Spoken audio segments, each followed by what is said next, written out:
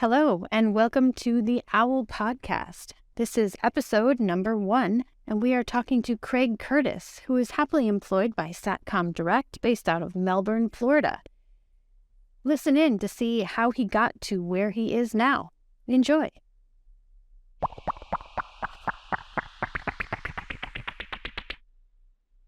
Hello, everybody. I am so glad that you have joined us. Today, we're going to highlight Craig Curtis. He is the Schedule and Dispatch Manager for Satcom Direct and based in Melbourne, Florida. Thank you, Craig, very much for taking your time to tell us about yourself and what you do. Oh, thank you for having me. I would like to just jump in. This is a question that all of us have. Like, how did you get into this industry and into this job? Because it's so different for everybody. By chance. I literally fell into it. When I joined the Army, I went to the Army job officer.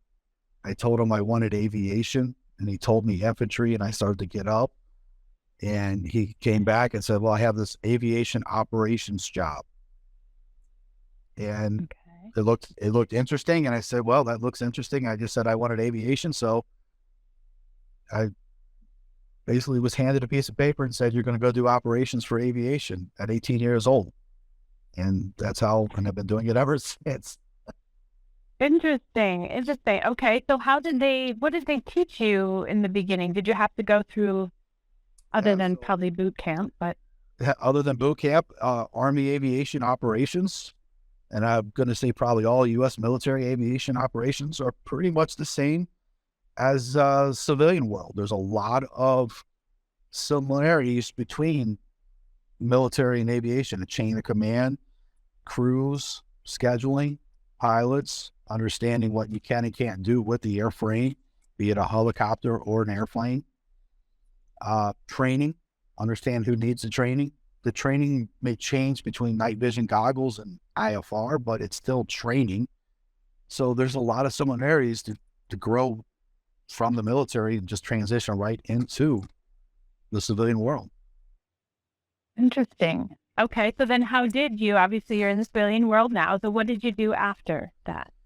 So just before I got out of the military, after 8 years, I got my dispatch license. So I went to Sheffield down in Southern Florida and got my license. And again, sometimes it's good to be lucky than just kind of know what you're doing.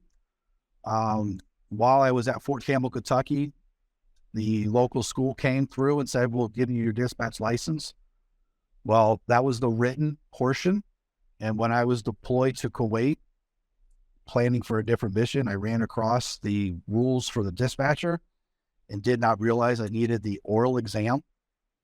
And I was running out of time. So I actually signed up for Sheffield while I was in the desert. And as soon as I came back, I finished up my dispatch license. And not knowing any different, it made it easier to not stress about it and how hard it was going to be. Just dive right in. Yeah, all right. So I went and got my dispatch license. And then when I got out of the Army, did not know about business aviation. But I started in a cargo company outside Detroit and doing full dispatching for DC-9s and Falcon 20s on the cargo side.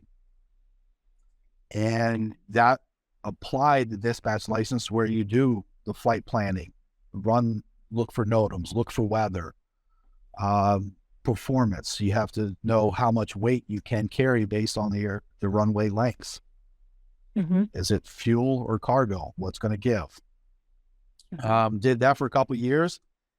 And then I'm probably the only person that's ever worked for all 3 car companies at pretty much the same time and never moved their chair. Okay. So after the cargo, I got into business aviation. At the time, Daimler Chrysler and General Motors had a partnership for a charter certificate called, and this will go way back for those in the 2000s, Automotive Air Charter. Used to be AACI. So Daimler Chrysler ran the operation, but they could not own their certificate because they were a German company. So General Motors owned Sure. General Motors owned 51% of their certificate, but Daimler did everything. So I was hired by General Motors, worked at the Daimler Chrysler flight department on behalf of General Motors, paid by Daimler Chrysler, and a couple months later, Daimler Chrysler was bought out. The flight department was bought out by Edsel Ford of the Ford family. And I never moved my chair. Wow. Oh my gosh. Crazy story. And that's how I got into business aviation and doing the charter sales in the beginning, and then transfer. And then, so I've done the sales part and then rotated over to manage and do the actual coordinating and planning for business aircraft. And a lot of it was the heavy aircrafts. I had the Gulfstream 5s, the 550s, the Global Expresses. So I did all the worldwide planning. Crazy. Okay. And then after that, where did you head? So then I wanted, after, I think it was about 12 years doing that, I went back into the airlines, and there I went into a domestic flag 121 carrier, just like a Delta, Southwest type of operations, to where the dispatcher has operational control with the crew of the aircraft.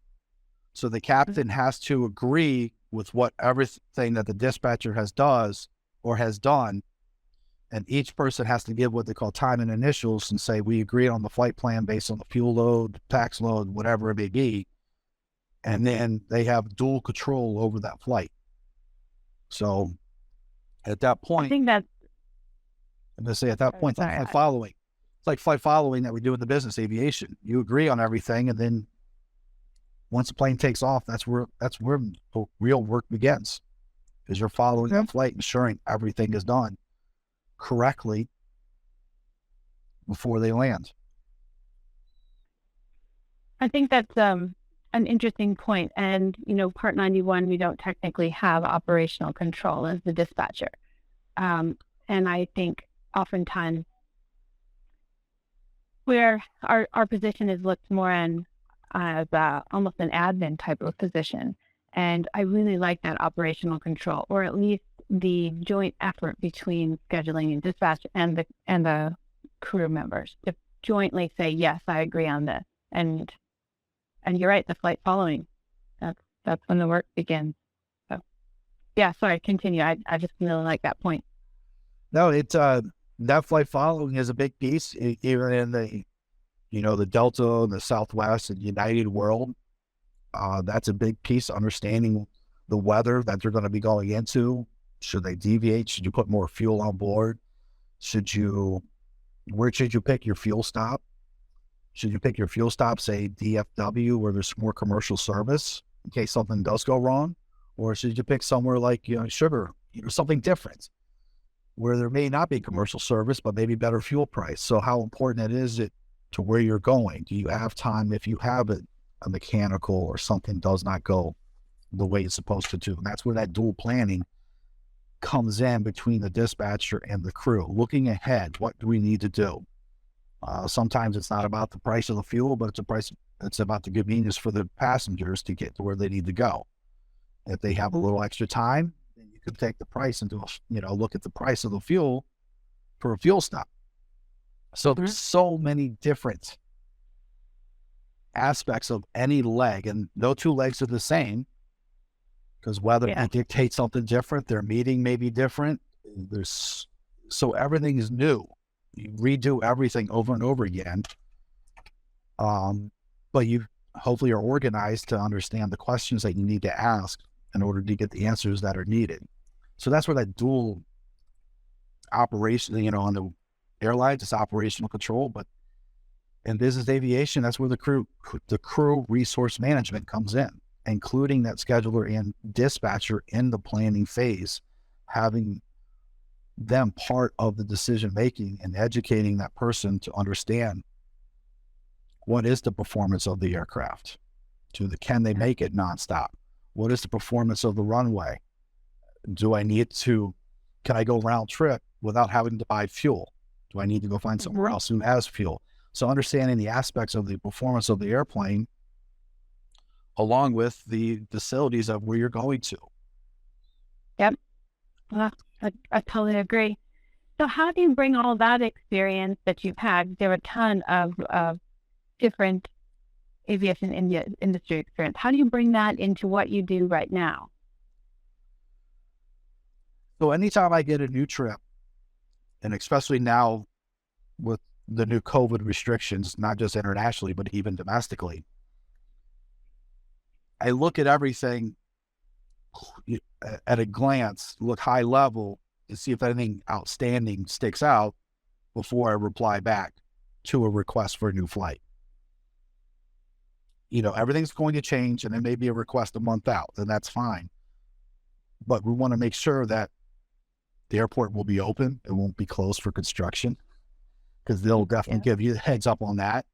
And just looking at it overall, do I not need a fuel stop? Is it within the capabilities of the airplane? And then looking at what the COVID restrictions are now, even domestically, do the passengers and crew need a test prior to leaving, prior to arriving? And just giving that information beforehand. So as the planning stages go on and you get closer and closer to departure time, that information and those questions have already been asked and answered. You're anticipating what can be asked and what could cause a deviation in the plan and try to mitigate. Sure, and you've already, yeah, because you've already checked on that stuff. Yep, beforehand. That's cool. Now, like I said, that's where an effective scheduler dispatcher really puts themselves in a good place within the company, because you're anticipating and not waiting. And there at SB, you run a pretty a unique flight department. You guys do a lots of different types of flying, being that you're testing some of your products, and you are a vendor as well. Yes. So, what about your flight department that you're in right now that is unique? This is a very unique flight department because, like you said, I'm not only working within the flight department, but I'm also a customer of the company. So being a customer puts me in a unique position to work directly with the engineers on a lot of the equipment and or software. So we are the number one test. We test everything first. So, like I do, and everybody, not everything goes smooth on the first go around. So, we tried to iron out the bugs beforehand, and we tried to put everything through every real life scenario using real life flight department data before kind of pushing it out to market, trying to do as much testing as possible. So this is not just being part of the flight department planning flights, but it's also working with our engineering group on what is working, what's not working, and what's the feedback on not only performance, but just how does it flow? How does this work?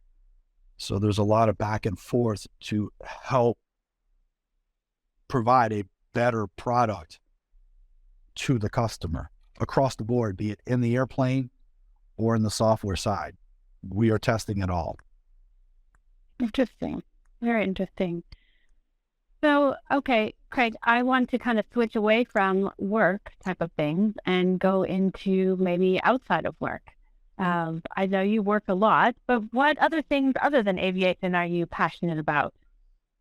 My getaway and my go-to, I've got two things. Either, because I live on the East Coast outside Melbourne, Florida, going to the beach. Just taking a fishing pole, sitting on the beach, and trying to surf fish and catch whatever gets on the hook. The other thing I like to do is go on the other side to Siesta Key without a fishing pole and disconnect as much as possible. Turn your phone off. I wish that was possible. But but it's nice to get away, go to the beach and just listen to the waves. And, going to the East Coast is different than going to the West Coast. But sitting on the West Coast at somewhere like Siesta Key, Sarasota, where the waves are just much calmer and smoother, and it's just kind of recharges the batteries, or going fishing off the shore and catching sharks or stingrays keeps it exciting and free. Very cool. That sounds great. Well, I'm sure a lot of people can identify with the not able to turn off your phone, but at least you get a different view. Yes. And you're outside and you see something different. Very cool. Excellent. Well, how about one last question? What about if you've got somebody new coming into the industry, or perhaps somebody that's already in the industry? What do you suggest to them? What do you think is important for them to know? I guess I've learned, being in this industry for over, 28 years now or so, networking. Yeah. I try not to remember. It's like, man, that's been a long time since. One of the things I learned early on when I just got into business aviation, networking. Business aviation is different than the commercial airlines, because the commercial airlines, everything's cut and dry. Everything's black and white. You either can do it or you can't do it. It's very clear. And the rules, you can go find the rules for you. In business aviation, there's really no formal training for this. You don't go to a college and say, hey, I want to take business aviation. With that, even somebody who's been in the industry for a long time, doesn't matter 1 year or 30 years, there's no one single source of rules. So flying to the Bahamas may be different than flying to Canada, especially right now with the pandemic going on. So where do you go find that? You really have to rely on your peers who may fly more to one region than you do to help guide where to go find that information. So networking has been a huge part of my success in business aviation. Continued education, going to the schedulers and dispatchers conference. It's great to go to all the parties and see all the friends, but the classes, that's really invaluable, because that's really where you learn what's going on across the industry, business aviation industry. And that's going to help you, again, with the networking and your educational, and do classes that the pilots do. Dispatch license, understand the performance. And then last, actually go do it. See if you can go jump seat and go on a trip. Even if it's just a day trip where you go out and back, but go visit an FBO and understand what it's like when the crews and the passengers land. Is the rental car going to be there? Is the rental car going to be allowed on the ramp? What are the securities for that airport? What size fuel truck? How long does it take to do, for a fuel truck to put gas on board? Just understanding there's so many different pieces to make a trip successful, and actually going to see those pieces in play really give a better understanding of how long to plan for a fuel stop. Do they have a 10,000 gallon truck or a 5,000 gallon truck for fuel? That could really play a difference if you're going to get 6,000 gallons of gas. It sure does. Yep, it sure does. Craig, those are really great and important points.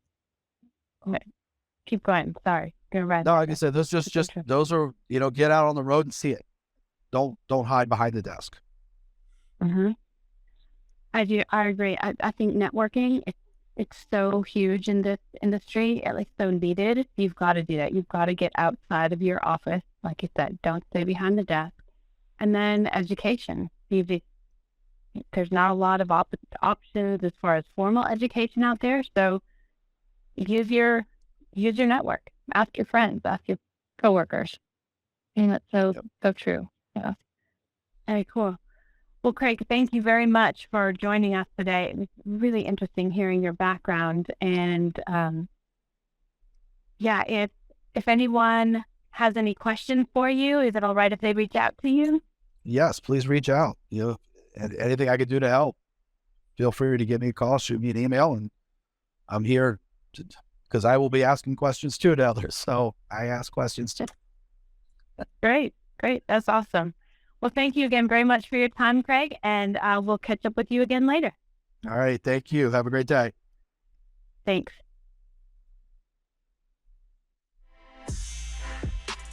Okay.